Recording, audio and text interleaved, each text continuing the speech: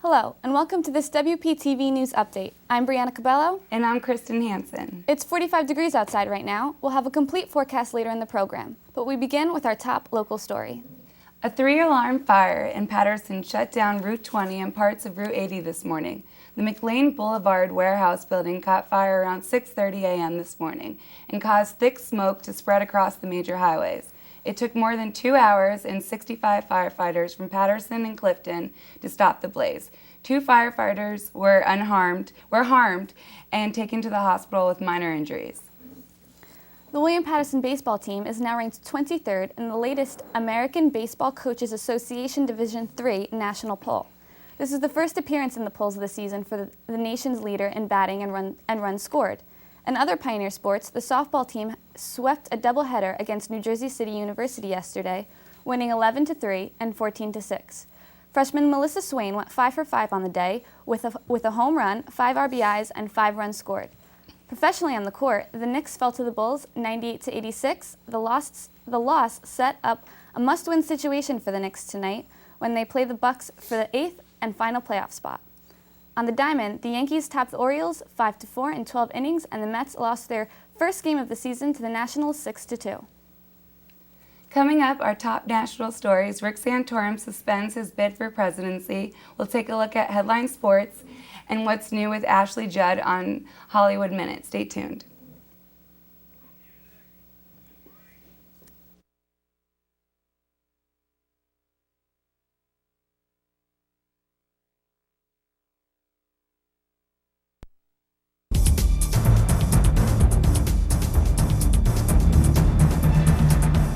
If you look at people and all you see are labels, everyone loses. Labels hurt all of us and they're wrong. Every one of us is unique, a one-of-a-kind original. We are all one of a kind. Stereotyping is wrong. Stop stereotyping. A message from your American Muslim neighbors. When I was a kid, I dreamed of being a stuntman. I went from dream to dream pretty quickly. I wanted to be a cowboy. Tom Cruise in Top Gun. I dreamt of being a nun. Actually, before that, it was Popeye. Malaria kills more than 2,000 children a day. Text NET, N-E-T, to 85944 to make a $10 donation to Malaria No More. Oh, messaging and data rates may apply. Let's make malaria no more.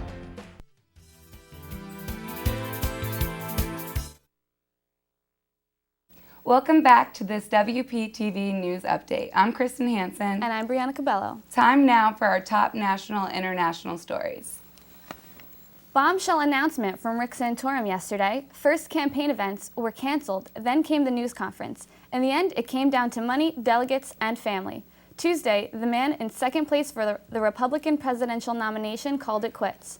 Renee Marsh reports from Washington, D.C. While this presidential race for us is over for me, and we will suspend our campaign effective today, we are not done fighting. Sources close to Rick Santorum's campaign say 3 things needed to happen for him to stay in the race. First, Texas, with its 155 delegates, would have to change its primary rules from proportional to winner-take-all. That didn't happen. Second, Newt Gingrich would have to get out of the race. That didn't happen either. Not long after Santorum announced he was quitting, Gingrich was jockeying for Santorum's support. I would love to have his endorsement. I was grateful to get Governor Perry's endorsement. The third puzzle piece for Santorum was money and protecting his home turf of Pennsylvania.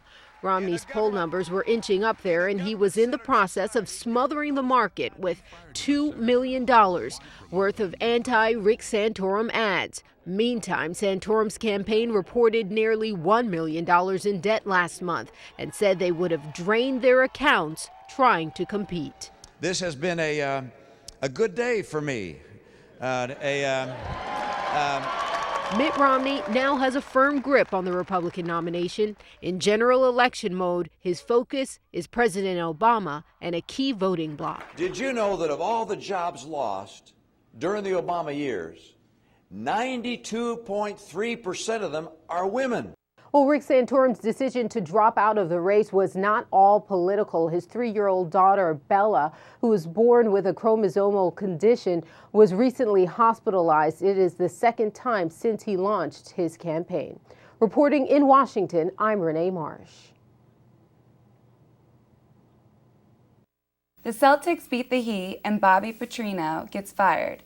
Carlos Diaz has more in Headline Sports.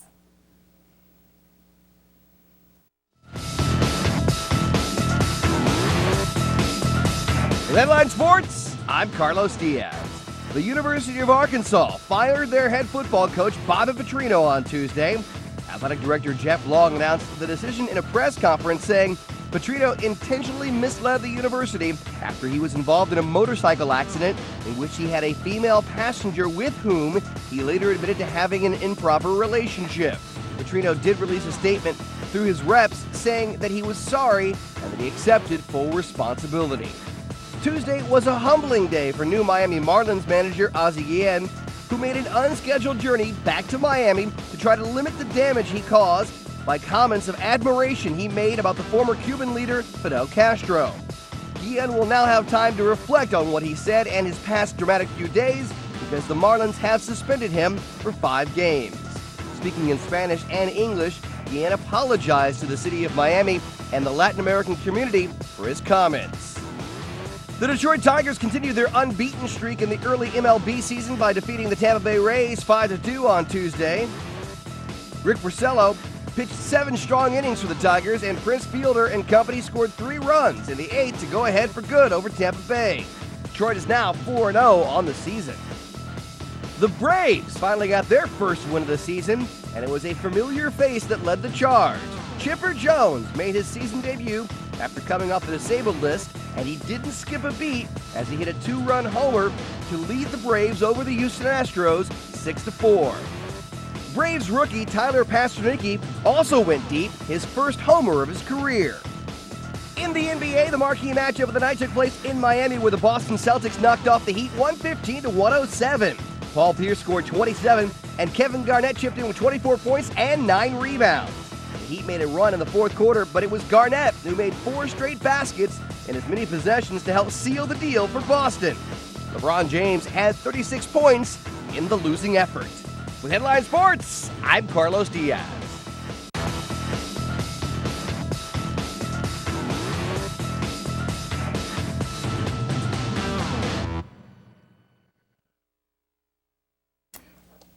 And now for today's weather.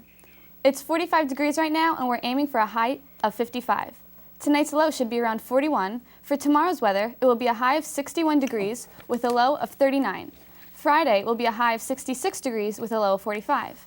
Saturday will be a high of 66 degrees with a low of 54. And Sunday will be a high of 79 degrees with a low of 61. Ricky Lake elopes and Ashley Judd and Miley Cyrus fire back about comments on their looks. Andy Rose has the latest in this Hollywood Minute.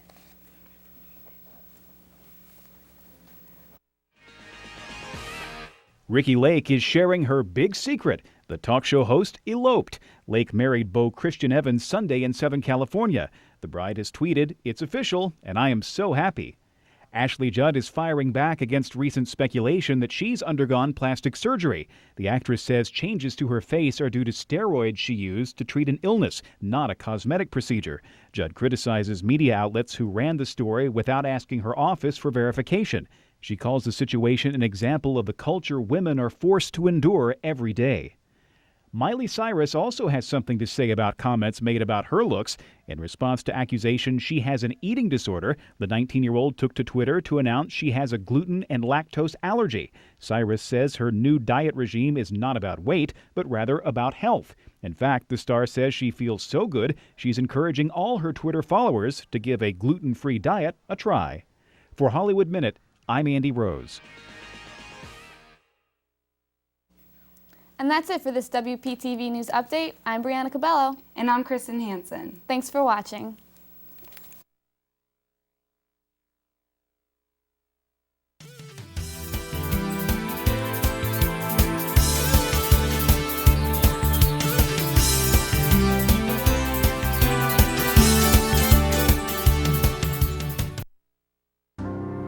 From Iraq and Afghanistan, our brave warriors are coming home, wounded.